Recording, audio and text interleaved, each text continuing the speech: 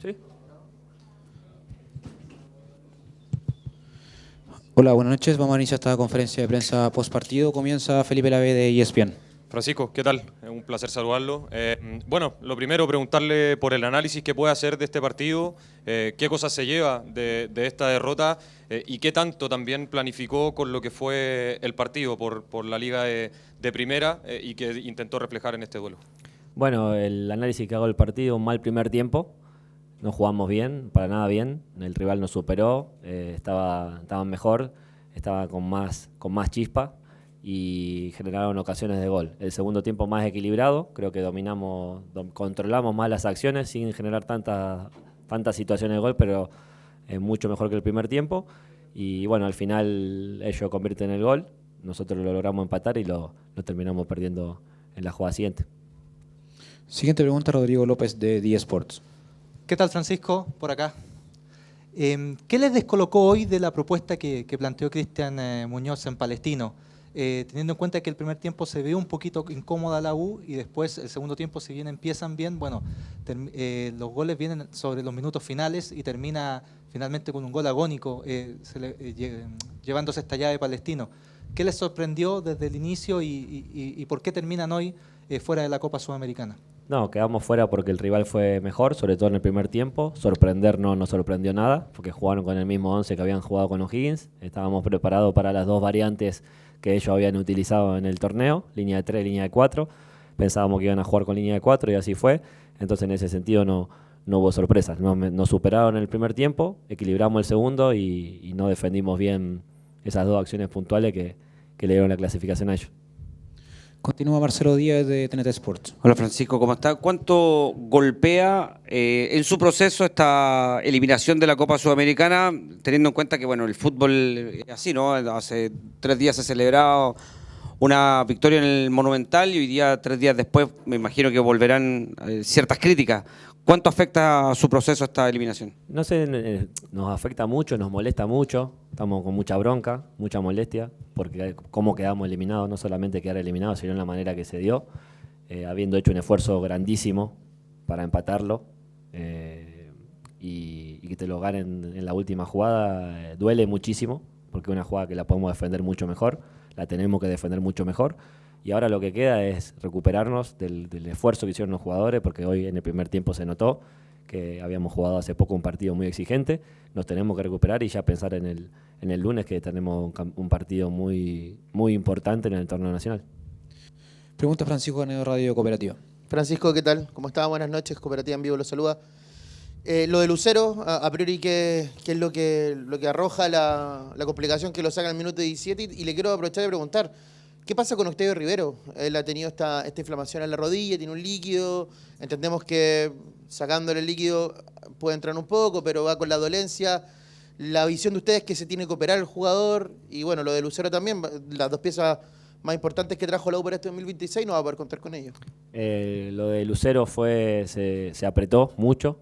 Sentía que estaba al borde de una lesión. Hay que hacerle obviamente estudios para evaluar si efectivamente hubo una lesión o no, pero se sentía muy cargado, no podía exigirse, sobre todo en tramos de alta velocidad, y vamos a esperar los estudios. En el caso de Octavio está en esa fase de descarga para ver cómo, habiéndole sacado líquido, cómo evoluciona la rodilla y sus sensaciones. De momento la cirugía no está en los planes. Pregunta de Rosé Ayala de Radio ADN. Francisco, estamos en vivo acá para Radio ADN. La consulta tiene que ver con algo que ya deslizabas y de hecho también en el Estadio Monumental lo marcaste antes de jugar este partido, que era que iban a tener menos tiempo de descanso que todos los equipos chilenos que iban a disputar copas internacionales. ¿Cuánto sientes que pesó el calendario? Más allá de que pueda sonar como excusa, pero vimos jugadores que salieron fatigados. No sé si la lesión de Lucero habrá tenido algo que ver también con el poco descanso, pero ¿cuánto crees que les afectó a ustedes? Y en ese mismo sentido, ahora el torneo local, ¿cuánta relevancia adquiere siendo la única competencia, más allá de los otros torneos que hay acá en Chile, pero que la U no gana hace tiempo y me imagino puede ser el objetivo ya único? Sí, claro, no, único no, porque tenemos 2 competencias más, pero claramente es la prioridad. Era la prioridad antes de comenzar la temporada, queríamos pasar hoy, no nos daba lo mismo, era muy importante para nosotros pasar, por seguir jugando internacionalmente, por quemar partidos de la suspensión, por poder usar a más jugadores del plantel. y bueno, por eso nos duele mucho la eliminación. Lo de la programación, 24 horas es mucho, pero tenemos que estar preparados. Somos la U, somos un equipo muy grande, no tenemos que poner excusas, ya sabíamos que iba a ser así. El partido del Colo-Colo fue muy, muy desgastante, obviamente, de todo punto de vista, pero teníamos que competir mejor de lo que competimos hoy. Es Michel de TVN. Hola Francisco, ¿qué tal? Buenas noches.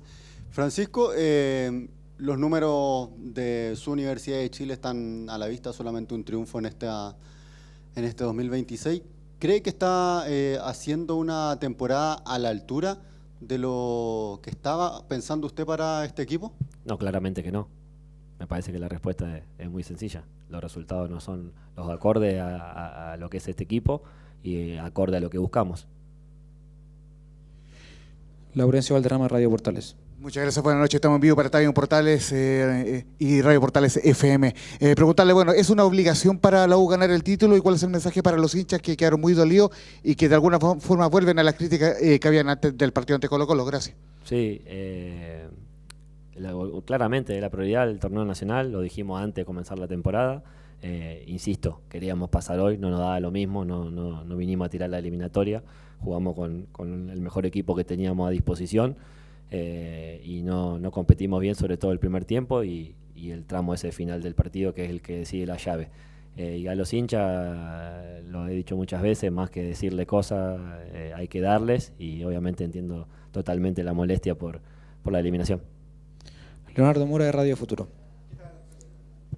Perdón. ¿Qué tal, Francisco? Buenas noches. Buenas noches. ¿Cuál es la excusa de la falla del bloque ofensivo de la Universidad de Chile? Porque ya le hemos preguntado las semanas anteriores, empates, derrotas, ahora una eliminación, más allá del partido con Colo-Colo, donde un defensa, que es Matías Saldivia, es el que justamente le da un aire a la Universidad de Chile, pero siguen fallando los jugadores que están en posición ofensiva, Altamirano, Maximiliano Guerrero, Eduardo Vargas. Saquemos de lado a Juan Martín Lucero por la lesión, pero ¿qué está pasando justamente con el bloque ofensivo de la Universidad de Chile, que no es efectivo? Más allá de estos temas de balones, Juan Martín Lucero, o sea, buscar balones, usted me lo decía también con Eduardo Vargas el otro día, pero ¿qué está pasando con esta falla? Justamente la U hace un gol, pero después no puede hacer más, y se demoró mucho en esto para después llegar el empate y derrota también de esta noche ante Palestino. Sí, bueno, el gol hoy lo hizo Maxi, que creo que entra en el bloque ofensivo, pero yo veo el juego desde un punto de vista colectivo. Cuando el equipo quizá no se ve bien en defensa, es que está fallando lo colectivo.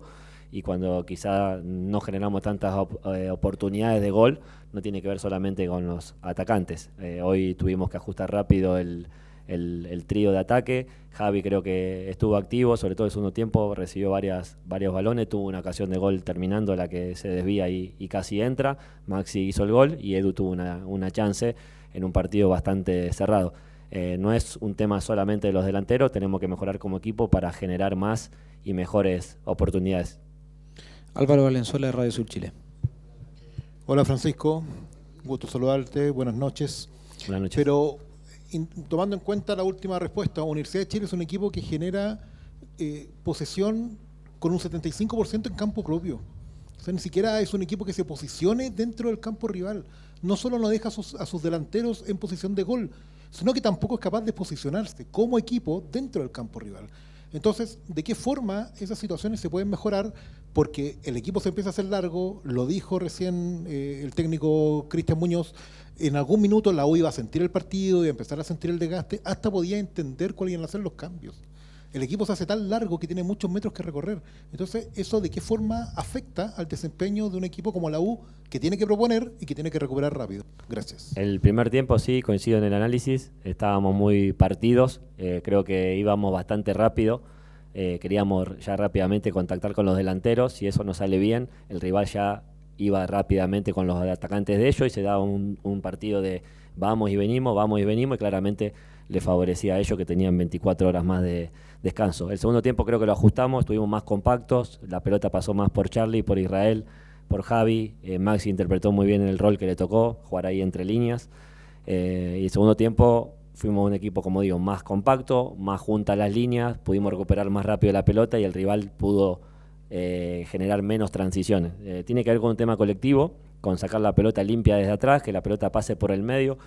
Encontramos muchos rivales que nos ponen dos interiores a marcar a Israel y a Charlie, entonces hay que encontrar quizá por otros lados, por los costados, la media punta y después encontrarlo a ellos, y el segundo tiempo lo hicimos mejor. El primer tiempo claramente fue una de las cosas que hablamos en el entretiempo porque se estaba dando un partido muy ida y vuelta y en ese partido les beneficiaba más a ellos. Nicolás Ávila de Conexión Azul. Por acá, Francisco, consultarte por una autocrítica que se podría hacer el cuerpo técnico por el tema de los cambios, porque si uno ve el transcurso de los demás partidos, pareciera que, por ejemplo, contra Limache el equipo iba bien hasta el tema de los cambios, que se desordenó un poquito, y si uno evalúa cada partido, pareciera que no, desde la banca no se han logrado los efectos que se espera con los cambios, y este partido pareciera ser lo mismo con el ingreso de Fernández, que fue por su misma banda donde llegaron los 2 goles de Palestino. Entonces, consultarte cuál es la autocrítica que hace el cuerpo técnico con los cambios que se hacen. Bueno, yo creo que todos los partidos son distintos. Obviamente, cuando termina el partido yo analizo las decisiones que tomé y evalúo. Lo que sí no me gusta venir acá y puntualizar si un jugador ingresó bien y hablar individualmente o mal. Sobre todo cuando la actuación no es tan buena, no me gusta acá venir a destacar eso. Pero me hago cargo de las decisiones que tomo. Hoy sí 2 cambios de los que hicimos fueron obligados. El de Juan Martín y el de Tamayo, que pidió el cambio. Ya teníamos la ausencia de Saldivia, lo reemplazó Tamayo y no pudo terminar el partido. Entonces tuvimos que ajustar. El caso de Chelo Morales, por la inactividad que todos ya conocen y todos conocen cómo fue su proceso. Era difícil que pudiera jugar 2 partidos tan seguidos de 90 minutos. De hecho, fue sustituido el domingo y fue sustituido hoy. Y el caso de Fabi también estaba muy desgastado. En el primer tiempo ya se vio muy desgastado, hizo la recuperación de 15 minutos en el entretiempo y el segundo tiempo tuvo para dar un poco más, pero era difícil que pudiera terminar el partido. Y al final entró Marcelo, que creo que no ingresó mal, que terminó asistiendo a un jugador que también había entrado de cambio. Martín Aguirre de La Voz Azul.